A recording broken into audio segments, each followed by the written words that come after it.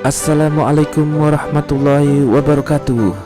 Selamat pagi, salam merdeka, dan salam hangat untuk adik-adikku di Prodi Farmasi Fakultas Kedokteran Universitas Lampung. Pada kesempatan yang cerah ini, di zaman era COVID-19 yang juga semakin cerah zonanya kita ya, di Bandar Lampung warna orange semakin cerah, sehingga akan memotivasi semangat kita juga semakin cerah untuk belajar tentang ilmu kefarmasian. Dalam kesempatan kali ini kita akan belajar tentang pengantar ilmu farmasi dan etika kefarmasian, yang tentunya di era zaman sekarang belajar tentu tidak hanya mengandalkan dari kuliah saja ya, bisa memang kita eksplor sendiri dari berbagai macam sumber informasi, karena sekarang memasuki zaman yang terbuka. Diharapkan dengan adanya kuliah ini memberikan sentilan untuk adik-adik bagaimana termotivasi untuk terus menggali dalam meningkatkan wawasan kefarmasian, terutama kita belajar dalam perubahan paradigma pelayanan kefarmasian yang akan tentunya mempengaruhi kita di dalam bertindak ketika nanti kita berpraktek ya. Baik, sebelum kita memulai, apa yang ada di pikiran adik-adik sekalian? Begini, ada yang bilang tuh, obat itu racun. Ataukah racun bisa jadi obat? Nah, coba, bagaimana penjelasannya? Bisakah obat itu menjadi racun atau racun bisa jadi obat? Nah, di situ ada tertulis ya, bahwa contohnya saja nitrogen mustard, ada juga curare yang tadinya adalah bukan obat, ternyata bisa jadi obat. Curare yang digunakan oleh masyarakat Afrika atau Amerika yang digunakan sebagai panah racun malah digunakan sebagai obat. Lalu nitrogen mustard yang tadinya digunakan untuk bom di dalam perang dunia juga digunakan malah sebagai obat. Jadi pada prinsipnya ternyata racun itu bisa jadi obat dan obat itu bisa jadi racun. Bagaimana pendapat adik-adik sekalian? Silakan komen di channel ini ya, di link komennya. Komen saja, bagaimana?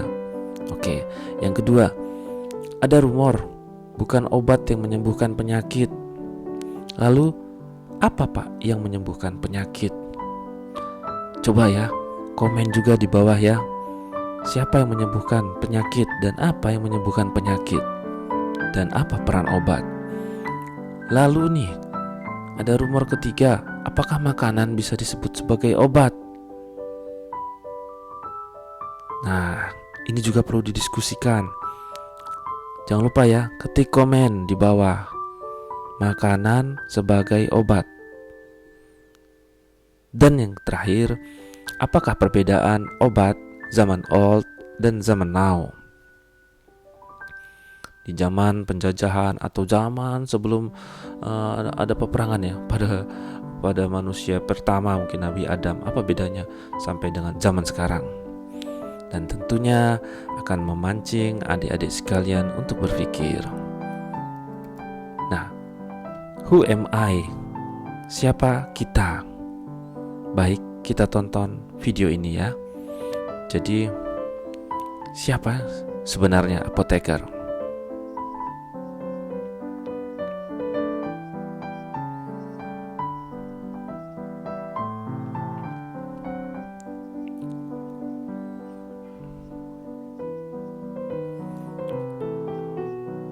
What does a pharmacist do?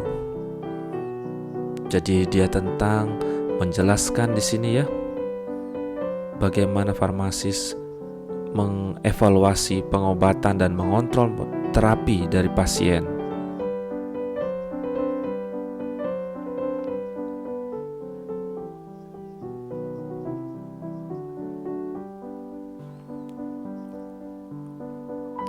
Di mana farmasis bekerja? Ada farmasi komunitas,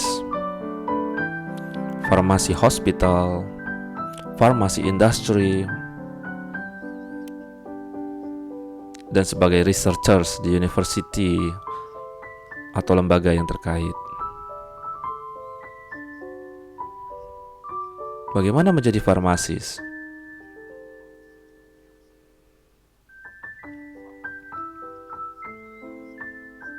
Nah, ini salah satu sekolah farmasi ya di UK. Sekolah farmasi yang baik ya. Tapi nanti siapa tahu bisa S2 ke sana ya, atau S3. Nah, ini sponsornya ya, tapi ini cuman pengenalan bahwa farmasis itu cakupannya luas sekali. Bagaimana dia bekerja, bagaimana untuk mencapai menjadi seorang farmasis diungkapkan dalam video itu.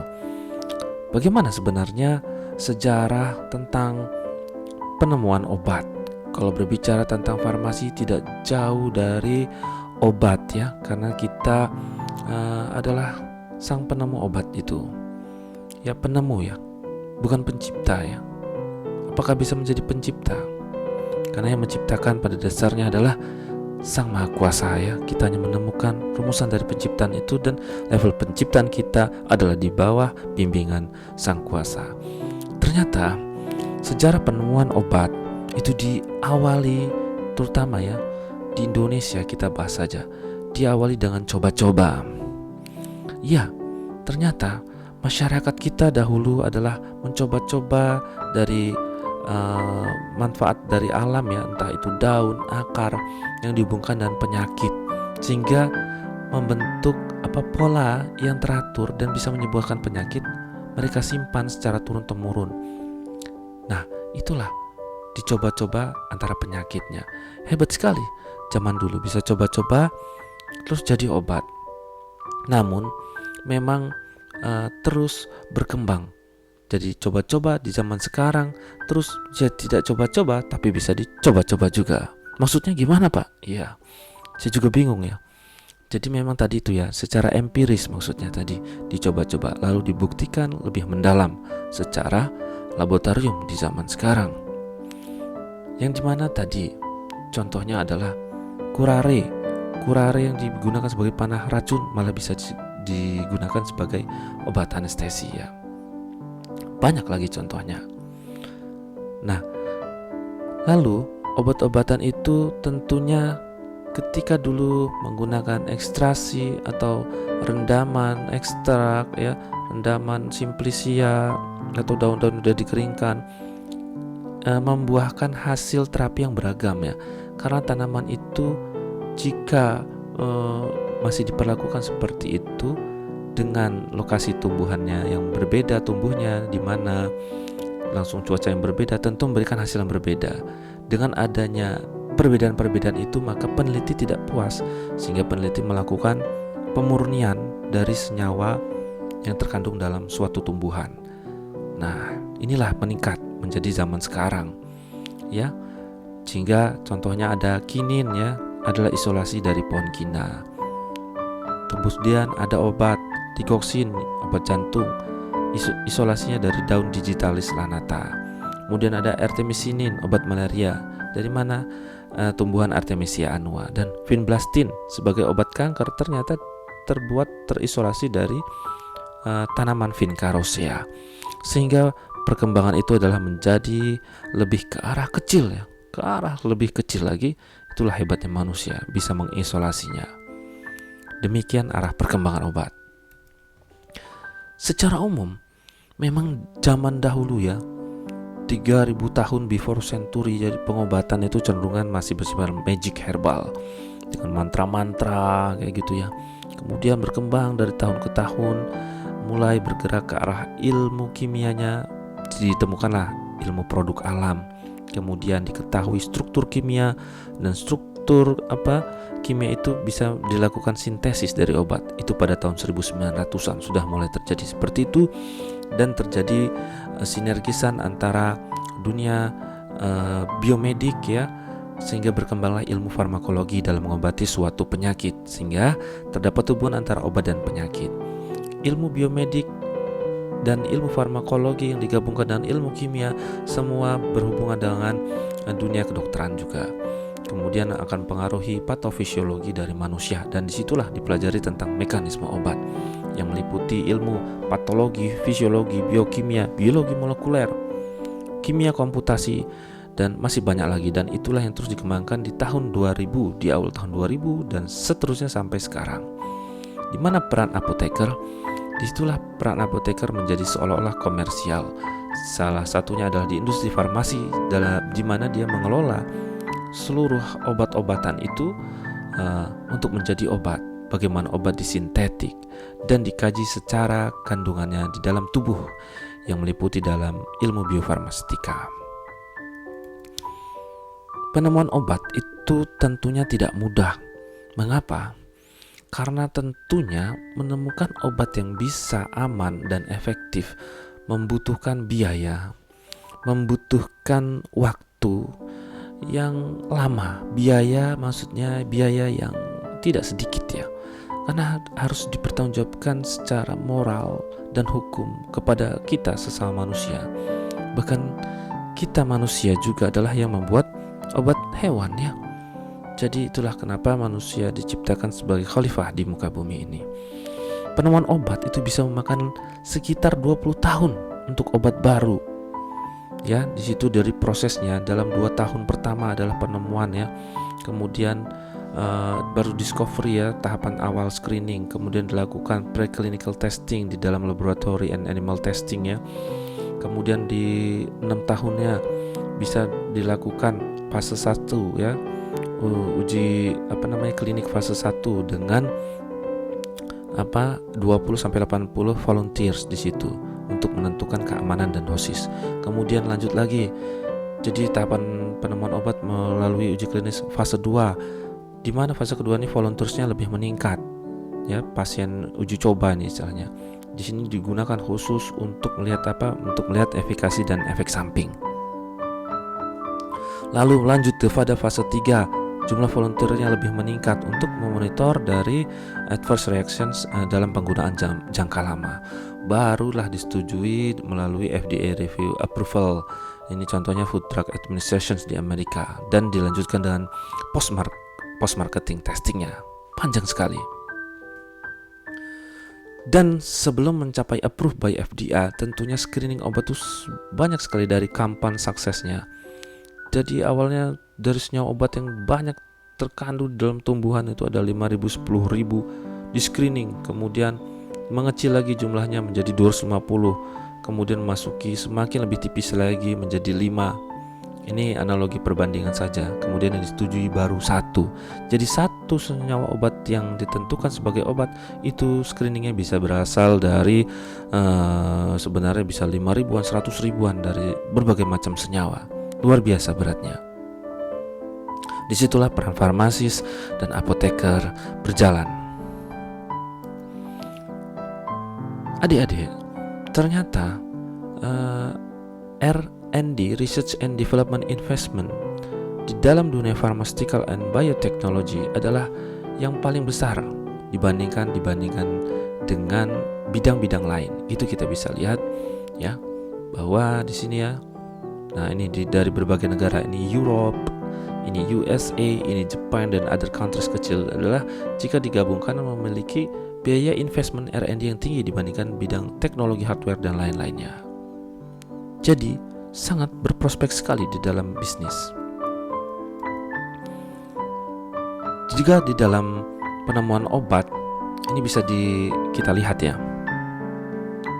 Di antara tahun 99 sampai 2001. Ini contohnya ya. Ada 86 senyawa yang baru yang disetujui. Di tahun 2009 sampai 2011 ada 77. Ini semakin sedikit. Kenapa? Semakin susah. Tetapi biaya investasinya dalam global R&D semakin meningkat.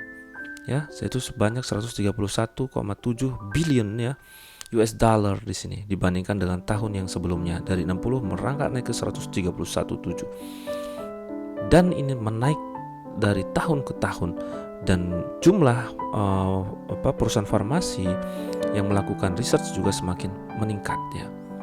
Di dalam intensivitasnya dalam R&D. Di sini semakin meningkat dari 1.167 sampai 245 companies. Bagaimana tahun 2020? Dicari datanya dan tentunya akan pasti meningkat. Kita lihat di sini sebagai gambaran saja bahwa obat-obat onkologi menjadi perhatian utama di dalam peneliti ya, apoteker, dan di sini ada juga peneliti-peneliti lain ya di dalam menemukan obat yang berkaitan dengan onkologi. Artinya obat yang berkaitan dengan onkologi menjadi perhatian dunia juga dan biayanya tidak sedikit. Begitulah betapa pentingnya dalam penemuan obat. Di dalam zaman era now memang sekarang obat dikembangkan secara molekuler. Jadi harus memperhatikan di mana target aksi obat itu, dan bisa dilakukan virtual screening menggunakan komputer yang dinamakan dengan kimia komputasi. Dari yang sejarah tadi kita lihat bahwa untuk mempercepat screening senyawaan yang ribuan, ratusan ribu atau jutaan itu, kita dapat menggunakan virtual screen kimia komputasi yang kemudian senyawa obat itu kita simulasikan dengan suatu target obat atau di sini disebut dengan target protein. Lalu kumpulan itu bisa dijadikan database sebagai library of small molecule, di mana dengan hasil antara kesesuaian antara ikatan antara obat dan reseptor di sini ya, ini obatnya, reseptor ini sebut target proteinnya, akan memunculkan nilai ikatan ya, nilai ikatan kuat ikatannya. Di sini ada test high scoring molecules. Nah, lalu setelah dilakukan screening baru dilakukan uji lab. Nah, dan ini sudah terjadi di zaman-zaman sekarang, di mana adalah salah satunya dosen UGM yang menemukan turunan paracetamol baru menggunakan kimia komputasi yang lebih aman. Hanya saja kita belum tahu nih, belum diproduksi ya. Dan ini sangat mempercepat. Mudah-mudahan mempercepat juga dan kita juga bisa ikut melakukannya. Jadi prinsipnya adalah melakukan virtual screens dengan menggambarkan antara target aksi obat dengan obatnya dan diikuti dengan kekuatan aksi obat terhadap reseptornya. Itu yang disebut dengan docking ya, docking. Nah, ini adalah prinsip dockingnya antara reseptor ya, di sini ada protein dan ini adalah obatnya, dicocokkannya. Bisa nggak obat ini berikatan? Ya, seperti antara pasangan kekasih, cocok nggak gitu? Nah, gini kekuatan ikatannya. Kalau kekuatan ikatannya lemah, tentu dia tidak berkhasiat. Itu dia. Begitu juga dengan prinsip pasangan. Kalau ikatannya lemah ya tentu pasti akan mudah berpisah. Di situ kita pentingnya belajar ilmu farmasi. Ini adalah contoh ya dari reseptor suatu obat untuk obat anti kanker. Itu ada reseptornya, ada protein kinase G. Di sini ada salah satu tumbuhan musi Arab, dia mengandung senyawa-senyawaan kumarin. Kemudian dia dilakukan docking di dalam reseptor ini dan dia bisa masuk dan untuk menginhibit atau menghambat ATP, adenosine triphosphate, yang tentunya nanti kita akan pelajari lebih lanjut di dalam biologi molekuler ya. Intinya ini obat untuk menghambat kanker. Dan juga ada dalam biji seledri. Senyawaan ini diuji coba. Adalah senyawaan kumarin. Di sini senyawa dimasukkan kemudian untuk menghambat senyawa-senyawa apa yang bisa memicu sel kanker itu. Dan terutama di sini adalah menghambat dalam adenosine triphosphate. Dalam ini untuk pengetahuan lebih lanjut saja bahwa PKC akan bisa melakukan fosforilisasi terhadap protein-protein di bawahnya di dalam jalur MAP kinase yang akan memancing proliferasi sel kanker ya. Nah, ini adalah penelitian saya sih ya, contohnya. Baik, lalu bagaimana perubahan paradigma itu? Mari kita lihat.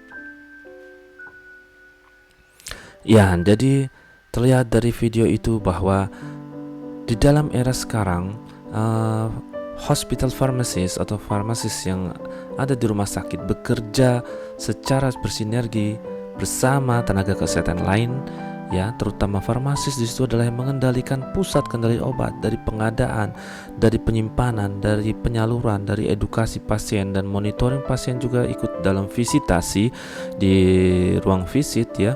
Jadi melakukan visitasi bersama dokter, memonitoring efek obat, kemudian memberikan saran, efek terapi juga kalau ada efek samping, dan melaporkannya ke dalam BPOM juga. Lalu memang dibutuhkan suatu kerjasama, ya, intinya kesinergisan antara tenaga kesehatan yang lain, baik dokter, perawat, di situ ada bidan dan yang lainnya. Disitulah paradigma kita menjadi berubah, ya. Ketika dulu hanya sebagai semacam penjual obat dikenal, atau sekarang lebih ke patient oriented. Kalau dulu adalah product oriented, kita lebih sekarang ke arah patient oriented, dan ini diperlukan di dalam dunia pelayanan kefarmasian. Sebenarnya farmasi atau apoteker itu multidisipliner, ya, bisa berada di dalam banyak bidang. Seperti di dalam industri, lembaga informasi obat, apotek, rumah sakit, asuransi kesehatan, pemerintahan juga, lab klinis dan lab forensik, dan masih banyak ada lagi, ya, mungkin bukan hanya dari ini saja. Jadi cakupan farmasis itu sangat luas, ya. Di dalam dunia pengembangan herbal dan fitofarmaka, farmasis berperan penting juga. Terutama kita lihat Indonesia ini kaya akan tanaman obat yang tentunya belum dipotensialisasi secara maksimal, ya. Baru hanya sebagian kecil, mungkin belum nyampe 50%, dan ini terus harus dilakukan pengembangan. Seperti adanya banyak 30.000 spesies tumbuhan yang ada, dan 940 berkhasiat, ya, dilaporkan, dan diantaranya 180 sebagai jamu tradisional. Dan ini tentunya berkembang, ya. Di negara maju pun berkembang, dan bagaimana di negara berkembang juga jauh berkembang juga. Dan penjualan di seluruh dunia itu tentang obat herbal maupun fitofarmaka itu adalah sangat fantastis, ya, untuk mencapai sebanyak 60 miliar US dollar, ya, pada tahun 2000. Bagaimana 2020, ya, dan sangat tentunya luas. Dulu pengalaman saya di Bali adalah sebagai apoteker di Bali juga, ternyata ketika banyak berhadapan dengan turis itu sangat menyukai obat-obat tradisional, ya, dalam mengobati terapi penyakitnya. Dan tentunya harganya bukan murah, ya, tapi lebih mahal daripada dengan obat kimia. Dan ini sejalan dengan prinsip WHO yang menggalakkan bahwa dunia sekarang adalah dalam dunia menuju back to nature. Kenapa? Karena obat sintetis ternyata efek sampingnya lebih besar. Kita balik lagi ke alam, ataukah kembali ke dalam ekstrak lagi? Nanti bisa dipertimbangkan. Dan menjadi sebuah potensi di Indonesia, bahwa di Indonesia telah memiliki 1000 industri obat tradisional. Itu dulu, sekarang kita update lagi, ya. Dan ini adalah peran farmasis di perubahan paradigma ini, bukan hanya sebagai pemproduksi, tetapi ikut melayani dan mengontrol terapi itu. Lalu di dalam bidang kosmetika tadi juga, ya, dan cosmeceutical, farmasis juga sangat berperan, terutama dalam R&D-nya, atau di sini juga dalam dunia klinik kecantikan. Adalah farmasis di situ adalah sekarang tren penggunaan, contohnya di klinik kecantikan adalah sudah bersumber dari pabrik saja. Begitu, dengan terapinya juga bisa dimonitoring oleh farmasis. Apa itu kosmetika? Apa itu cosmeceutical? Nanti bisa dicari. Tapi pada prinsipnya cosmeceutical adalah kosmetik yang mengandung bahan obat yang bisa memberikan efek terapi, contohnya anti-wrinkle, baldness, and sunscreen. Kenapa perlu dilakukan monitoring terhadap? Oke, lanjut, ya, tadi kepotong ternyata.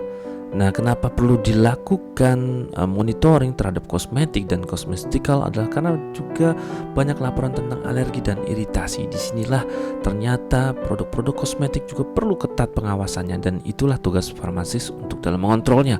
Farmasis yang berada di klinik sebagai di retailernya, farmasis yang ada di BPOM, farmasis yang ada di dinas kesehatan, dan farmasis yang ada di dalam dunia peneliti ya untuk memperbaikinya. Nah, bagaimana dengan nutrisi dan nutraceutical? Di sini juga peran farmasis ya sangat tinggi dan banyak sekali ya.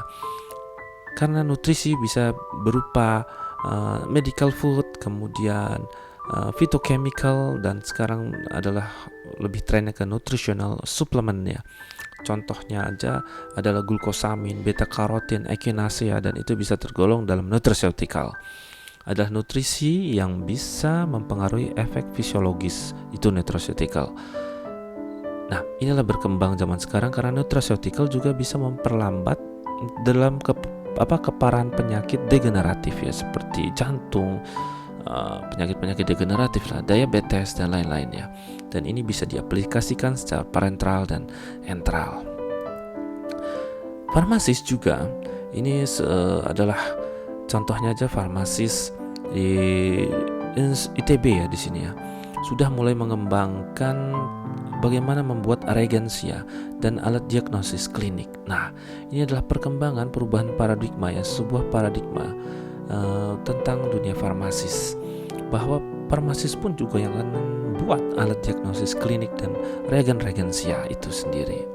Dan ini sudah mulai dikembangkan, sehingga pada zaman nanti 10 tahun lagi tentunya cara berpraktik farmasis akan meningkat tajam ya, akan cenderung berubah tajam. Seperti kita ketahui ya, sekarang serba online, pastinya akan mengikuti perubahan online itu, dan tentunya lebih enak ya. Sehingga bagaimana paradigma barunya? Paradigma barunya kita lihat ya, lebih ke arah patient center care.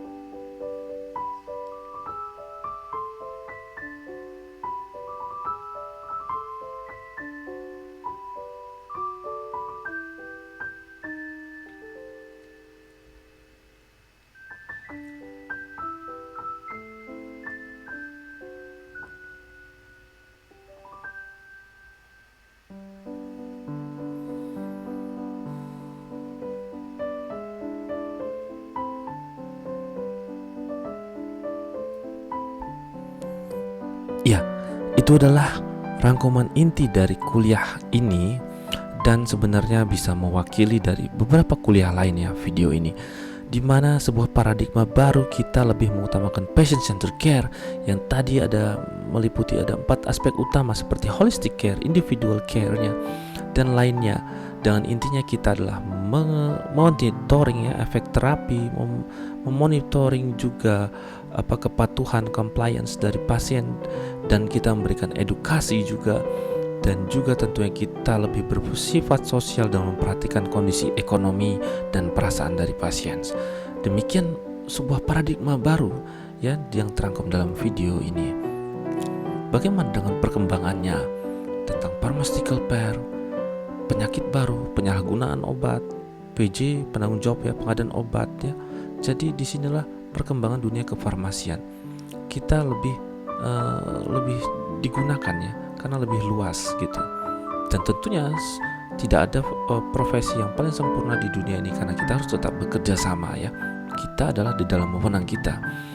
Kita bisa berada dalam teknologi kesehatan, pemerintahan, farmasi veteriner, perkembangan industri farmasi, dalam PJ, pengadaan obat ya, penyalahgunaan obat juga, penyakit baru ya, dan bagaimana mengaktualisasikan pelayanan kefarmasian itu sendiri. Suatu contoh perubahan adalah tantangan di dalam apoteker yang bekerja di pemerintahan adalah sebagai berikut ya. Seperti bagaimana harus mampu melakukan kontribusi dalam penyusunan kebijakan dalam kesehatan khususnya obat, kemudian mampu merencanakan pengelolaan sediaan farmasi ya secara regional, nasional, dan internasional, mampu melakukan fungsi administrasi pemerintahan dari obat ya, mampu melaksanakan fungsi pengawasan sediaan farmasi dan alat kesehatan dan makanan ya, juga mampu mengkontribusi dalam penerapan kebijakan pendidikan kefarmasian, mampu melaksanakan fungsi perizinan, mampu melaksanakan fungsi perwakilan bangsa dan negara di luar negeri, ini tentunya sebagai diplomatik ya. Ini tantangan apoteker pemerintahan.